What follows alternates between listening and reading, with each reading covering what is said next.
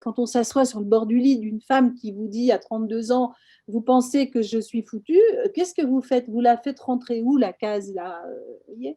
Vous venez pour un soin technique court, normalement qui doit vous prendre, très peu de temps, puis il vous prend un temps fou et ça ne rentre pas dans les cases.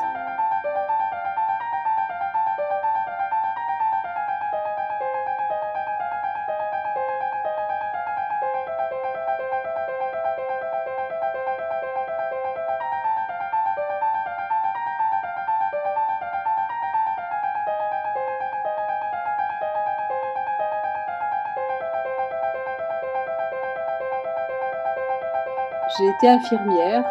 Oui, j'ai travaillé un petit peu aux Trois Chênes, à l'hôpital des Trois Chênes à Genève et l'hôpital de Bellerive qui est sur la commune de Bellerive.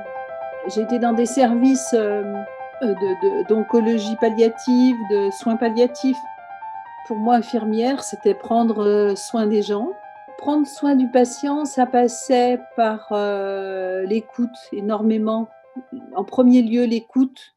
Qu'est-ce que les gens, ils viennent à l'hôpital, bah, voilà, il y a une maladie ou grave ou pas grave, mais potentiellement, peut l'être et il y a de l'inquiétude et le plus important, c'est que quelqu'un, soit une oreille attentive sur, qu'est-ce qui me fait peur, qu'est-ce qui va se passer, qu'est-ce que je voilà et cetera.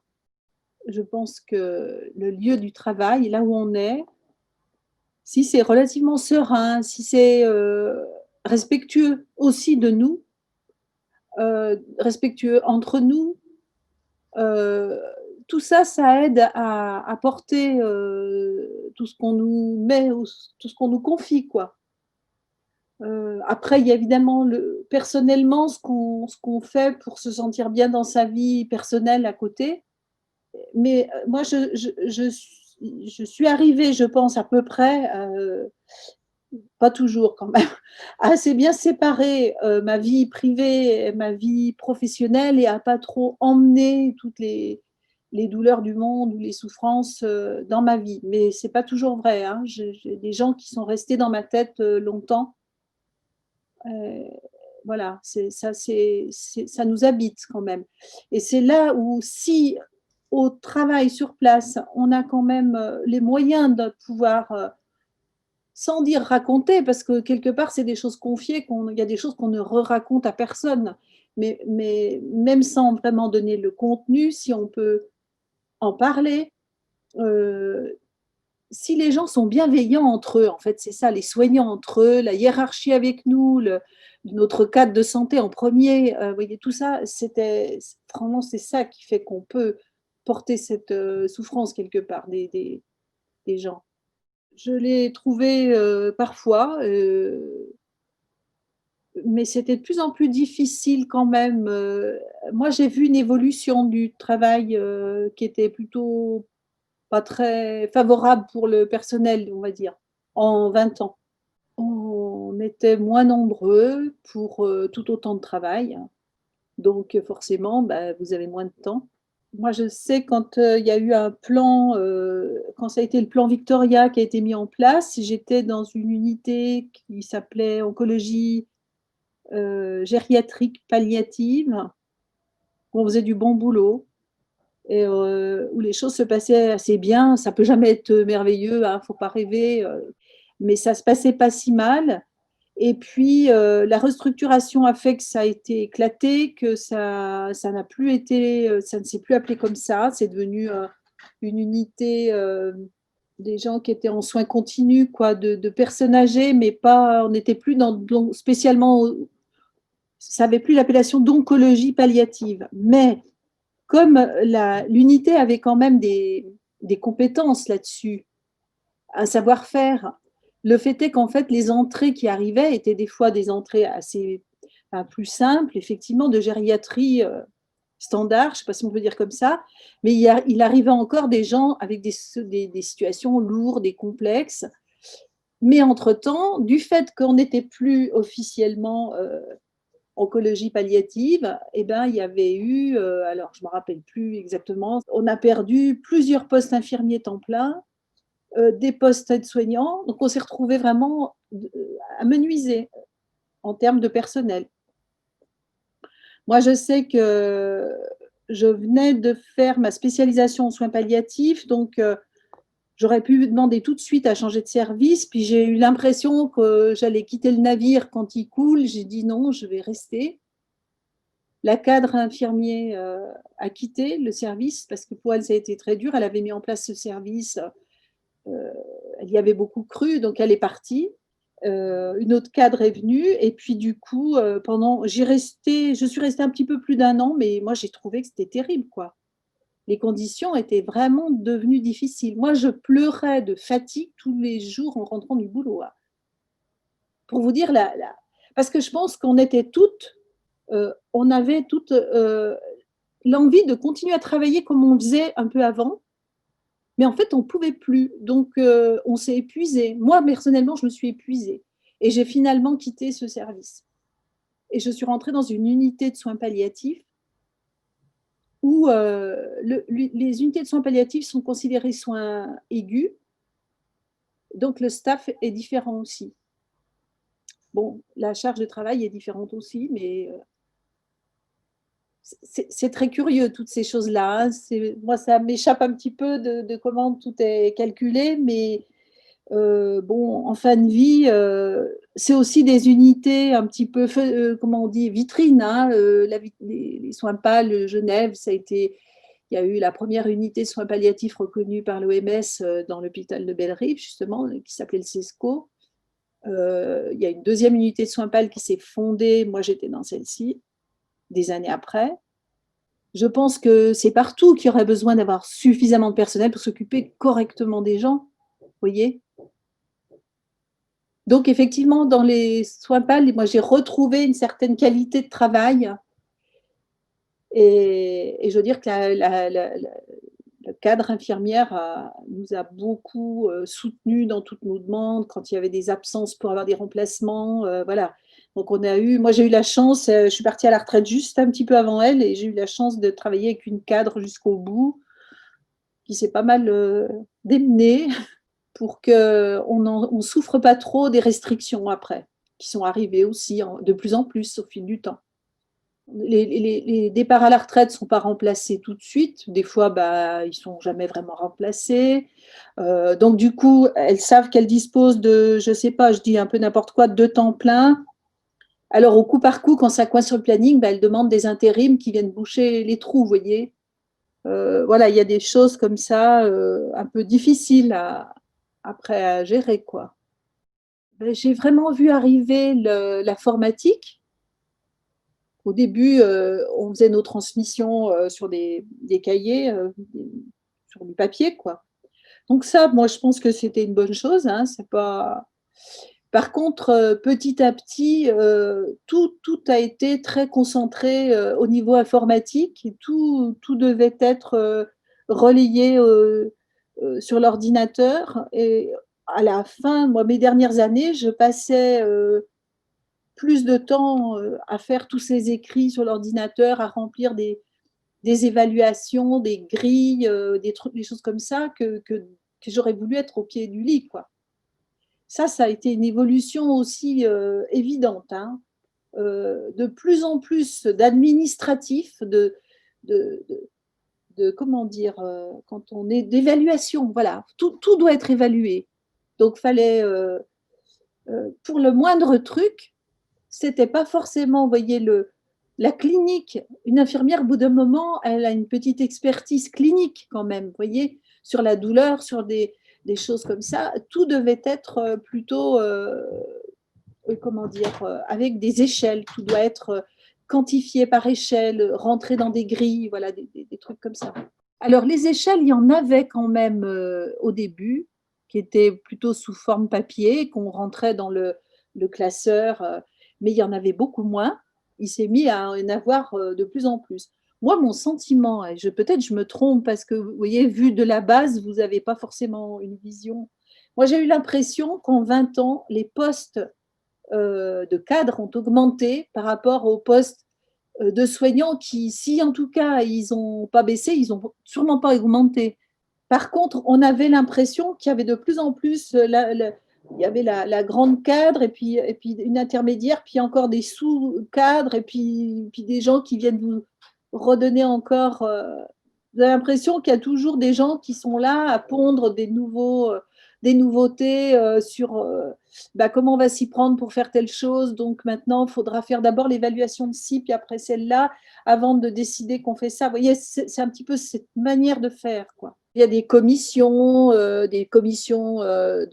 travail sur, par exemple, la douleur. Et sur, donc, il y a des médecins qui vont s'y mettre, il y a des infirmiers spécialisés qui travaillent dans les unités mobiles, par exemple. Donc, ils se réunissent en comité, en réunion, et puis ils réfléchissent sur qu'est-ce qu'on pourrait améliorer. L'idée, c'est peut-être d'améliorer, mais au bout du compte, on rajoute une charge quand même à ceux qui sont sur le terrain, quoi. Moi, je vais vous dire, quand j'ai voulu faire, parce qu'on pouvait de temps en temps, enfin, on pouvait demander à faire partie des équipes mobiles pendant une année. Moi, je l'ai fait. J'ai fait une année dans une équipe mobile de soins palliatifs. Et j'ai profité de ça pour voir des choses un petit peu comme autrement.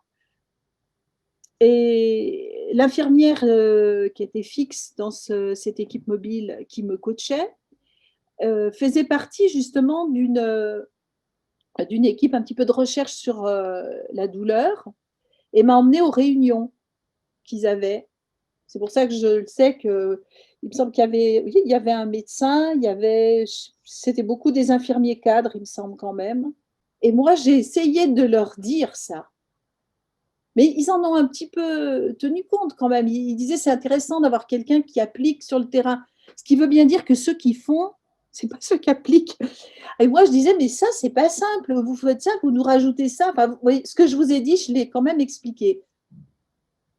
Foncièrement, ça n'a pas foncièrement changé grand-chose. Ça ne m'a pas duré longtemps non plus, mes interventions. Donc, bon.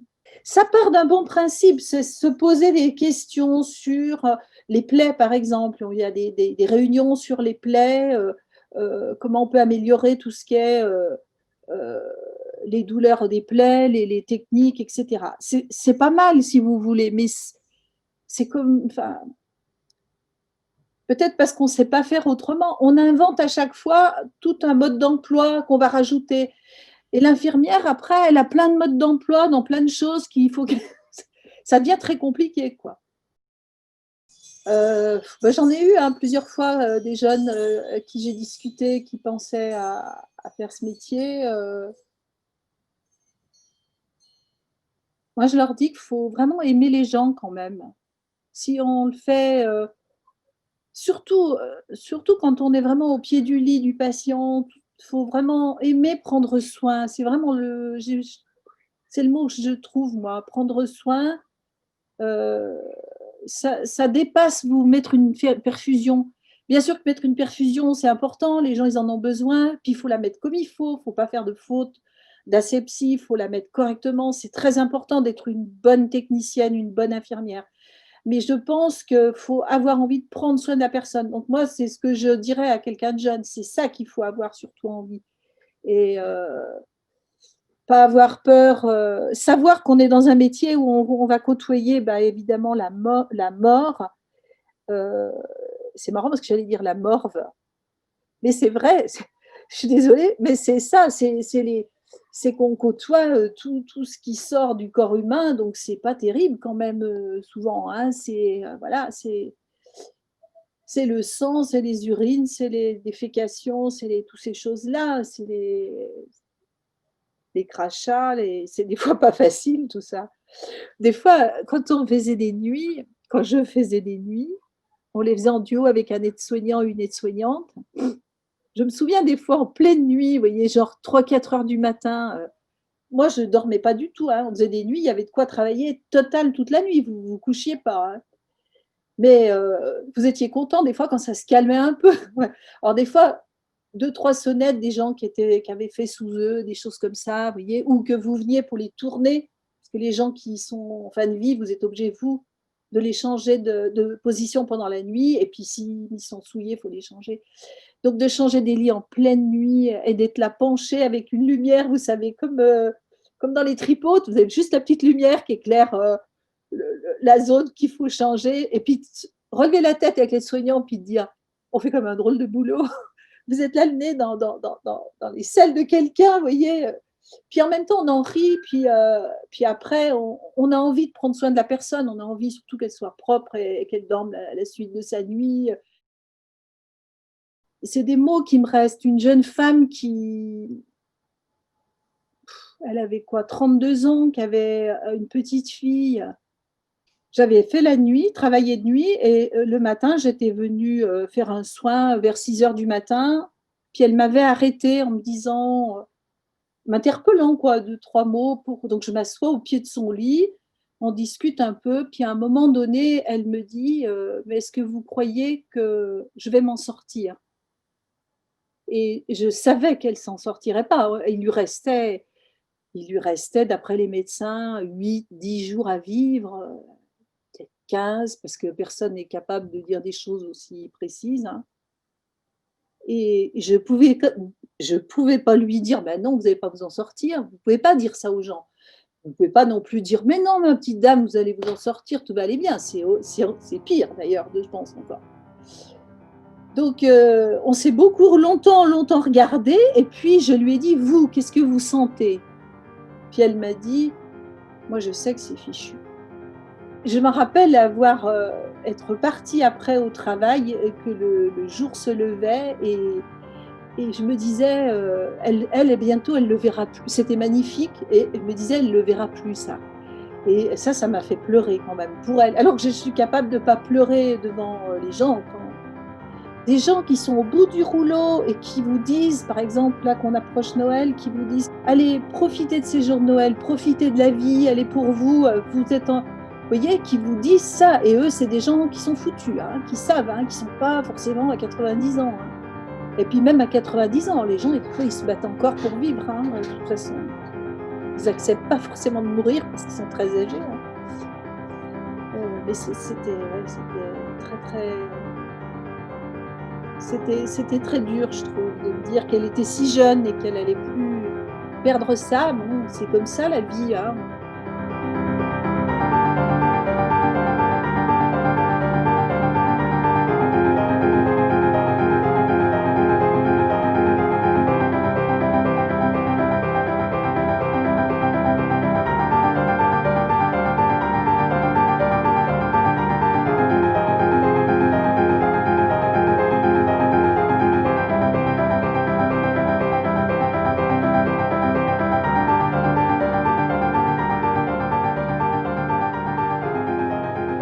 Ils se dessinent comme une double profession. Ils ont créé d'ailleurs une profession intermédiaire, les ASCC, je ne sais pas si on vous en a parlé, ça. Donc c'est des infirmières qui n'ont pas le droit de faire tout à fait tous les soins infirmiers, mais pas loin au niveau technique, elles sont pas loin, mais elles font pas tout ce qui est des démarches de soins, elles font pas toute la littérature infirmière, si vous voulez, celle qui nous met beaucoup sur l'ordinateur. Et du coup, et les infirmières qui ont fait leur formation en 4 ans, qui est montée, je crois, encore d'un niveau, si je ne me trompe pas, assez récemment. Il va y avoir des infirmières de tête qui vont être beaucoup moins proches du patient, beaucoup moins le toucher, beaucoup moins, voilà. Et les autres qui vont être des petites mains infirmières et qui vont, du coup, comme les aides-soignants, elles sont d'ailleurs un peu entre les deux professions, ces professions ASCC, qui vont être, elles, je pense, plus au lit des gens, dans la pratique. Je pense que si on nous chargeait moins administrativement et qu'on puisse être un peu sur tous les domaines et sur tous les fronts, sur tous les aspects de la prise en charge, ça resterait plus intéressant. Et puis évidemment, je sens aussi que ça part sur un management là où on essaye de rendre rentable un hôpital, de parler de soins en termes de rentabilité. C'est complètement farfelu, c'est pas possible de penser comme ça. et de prendre les gens, les soignants pour des robots, comme si une tâche doit utiliser tant de temps, tant de points de valeur, voyez, une autre tâche comme ça, puis on oublie tout ce que je vous dis. Quand on s'assoit sur le bord du lit d'une femme qui vous dit à 32 ans, vous pensez que je suis foutue, qu'est-ce que vous faites? Vous la faites rentrer où, la case, là, voyez? Alors que vous êtes là pour autre chose à la base. Vous êtes là peut-être, je ne me souviens plus, mais je crois que je venais de lui faire une injection de morphine à 6 heures du matin. Donc, vous venez pour un soin technique court, normalement, qui doit vous prendre très peu de temps, puis il vous prend un temps fou. Et ça ne rentre pas dans les cases. J'ai vu, après c'est plus, dans les patients qui m'ont marqué, des patients aux grandes souffrances, des enfants qui accompagnent leur maman qui meurt, des choses comme ça. C'est voilà, il y a des choses que je n'oublierai pas, je pense. Ou des morts, des gens qui meurent, dans vos bras, en vous regardant les yeux plantés dans les vôtres. Je peux pas dire que ça m'habite et que je suis obsédée, pas du tout, mais ils reviennent des fois, ou si vous me demandez, j'en vois plein là qui me reviennent autour de moi, vous voyez. Je me souviens d'une dame qui avait un cancer du sein. Elle n'avait pas voulu être opérée, voilà, elle n'avait pas voulu être opérée, ça la regardait. Et nous, en tout cas, on arrivait bien après, on arrivait en fin de course, elle était en soins palliatifs pour une tumeur qui était devenue énorme. Ça faisait, quand elle était dans son lit, avec le drap par-dessus, on avait l'impression, par exemple, qu'elle avait comme un gros chat couché par-dessus elle, vous voyez, qui serait sous les draps, tellement ça faisait une masse. Les tumeurs, les seins n'étaient plus, il n'y avait plus de seins, c'était des tumeurs énormes. Et cette dame avait le courage tous les matins elle faisait encore sa toilette debout, elle se regardait tout le temps, une dame d'un grand courage, qui assumait ce qui se passait. Mais ces pansements, il y a quelques fois, ils saignaient beaucoup, c'était très dur, ça prenait longtemps quand on les faisait, c'était et puis, petit à petit, ça a tellement gagné toute l'intérieur du corps qu'elle est partie sur une hémorragie, interne, et j'étais dans sa chambre et je l'ai prise, elle n'arrivait pas bien à se soulever, donc je l'ai attrapée comme ça et je l'ai prise dans mes bras et elle m'a regardée et on s'est regardé jusqu'à ce que ses yeux s'arrêtent de vivre, quoi. Je pense que, comment dire, dans la vie de tous les jours, on se laisse quand même embarquer parce qu'on est souvent, ce qu'on vit qui est un peu compliqué, difficile. Mais je pense que souvent, j'arrive à prendre le recul en me disant, mais attends, tu es en vie, tout va bien, tu es là. Ça, j'arrive. Et j'arrive aussi à me dire, à voir les choses qui sont belles et à le dire. Mes enfants qui sont maintenant dans votre âge, je pense ils se souviennent. C'est souvent que je disais, je posais, on est à table et puis, je ne sais pas, la fenêtre est ouverte, vous entendez chanter un oiseau. Moi, je posais les couverts, je disais, mais regarde, écoutez, ça c'est beau, c'est la vie. Ça, je suis un peu comme ça, de goûter la vie, quoi. Parce que les gens qui sont d'ailleurs au bord de perdre la vie, ils le savent, ça. S'ils ne sont pas dans une colère énorme, qu'ils n'ont pas, parce que ça commence souvent par une colère quand on vous apprend un truc terrible, hein, sur une maladie grave, une fin de vie qui s'approche, vous êtes souvent dans la colère. Il y en a qui n'arrivent jamais à sortir de ce stade. Mais beaucoup de gens y arrivent, et beaucoup de gens, et heureusement, il y a quand même des gens qui arrivent assez apaisés et dans l'acceptation. Et ces gens-là, ils goûtent à tout. Ils goûtent à, je ne sais pas quoi vous dire, une petite plume qui descend devant la fenêtre, à une brise qui vient sur leur lit. Enfin, vous voyez, la fenêtre ouverte, la brise qui vient jusque sur eux. Et moi, j'ai aimé mon travail aussi pour ça, parce que c'était ces petites choses auxquelles il fallait penser. Vous voyez, ah, ça sent le printemps, on ouvre la fenêtre, vous voulez sentir. Vous voyez, des petites choses comme ça, bêtes. Voilà. Mais du vivant. Et les gens sont vivants jusqu'au bout. Et se battre pour qu'on ne les enterre pas avant qu'ils soient morts aussi. Ça.